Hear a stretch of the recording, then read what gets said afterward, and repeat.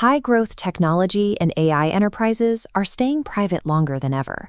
This extended phase creates a bottleneck, trapping early investor capital without a clear exit.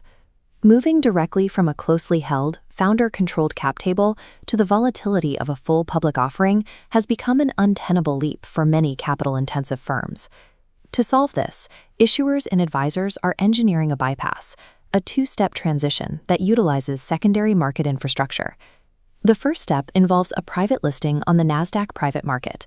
This establishes transparent price discovery and stabilizes the shareholder base before a company faces the primary public exchanges.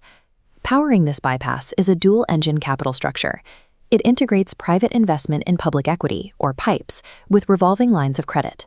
By combining the infrastructure of the NASDAQ private market with this hybrid funding, issuers can acquire multiple subsidiaries and assemble them into what are known as planned baskets.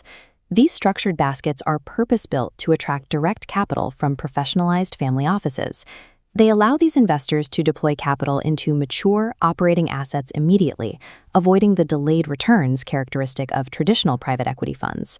This chart illustrates the scale of this structural transition, showing NASDAQ private market tender volume rising from $3 billion in 2023 to nearly $15 billion in 2025.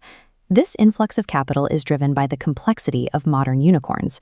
Companies at this scale now require public-grade infrastructure to manage the trading and settlement of their private shares. Looking at the NASDAQ private market ecosystem, the process begins when an issuer ingests a pre-IPO cap table, routing it first into a node called Tape D. Tape D provides price discovery. Once validated, the data flows into the second market mode. Second market operates as an alternative trading system. It utilizes automated settlement technology to reduce operational friction and counterparty risk during private share transfers. Navigating this infrastructure requires specialized integration.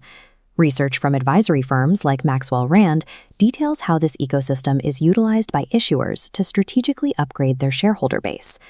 Ultimately, the NASDAQ private market operates as a rigorous proving ground. It allows companies to establish institutional density and operational readiness long before the opening bell of a primary exchange. Operating within this private market phase requires a specific capital structure to aggressively scale the business prior to an IPO. This schematic details a primary funding mechanism, a holding company fed by two capital pipelines.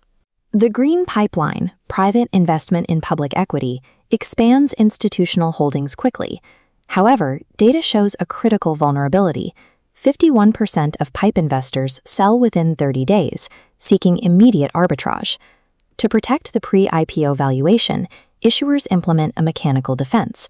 As indicated on the equity pipeline, restricted share agreements are standard. In the U.S., roughly 81% of these transactions utilize restrictions, locking up shares for an average of 100 days. Because restricted equity is earmarked for long-term development, an operational counterweight is required. The blue line of credit pipeline is deployed downward to finance cash-generative acquisitions. Simultaneously, the green equity pipeline flows upward, reserved for foundational research and platform scaling. This dual-engine approach isolates the financial risk of physical acquisitions from the capital costs of developing proprietary technology. To see how this hybrid model is applied, we can examine the architecture of METAXCHANGE.AI. Applying the framework, this pre-IPO entity achieved a $320 million NPM market cap, targeting $100 million in annual revenue. At the center of this architecture is the Digital Media Hub, a technology stack designed to control the supply chain and customer base. The central hub extracts hidden value from acquired manufacturing subsidiaries. Data nodes like sugarcone cleanrooms and AI ERP agents flow downward, upgrading operational capabilities. By integrating predictive AI, this structure drives expanding revenue streams back up into the parent entity.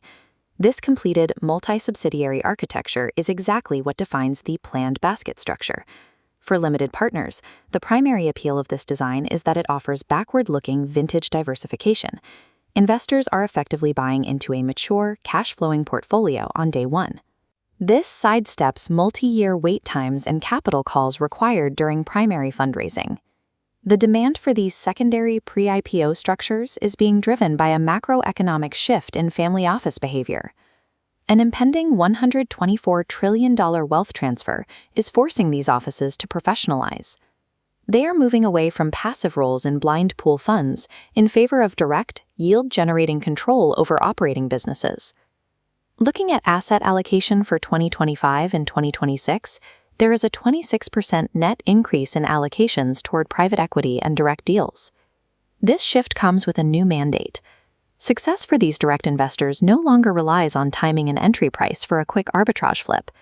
Institutional success now requires acquiring these scalable industrial niches and technologically transforming them to produce bulletproof cash flows.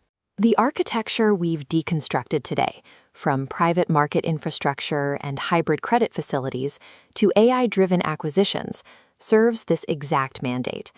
This two-step framework creates a formalized, technical bridge between private assets and public market liquidity, allowing high-growth firms to scale with the efficiency of a primary exchange long before their final IPO.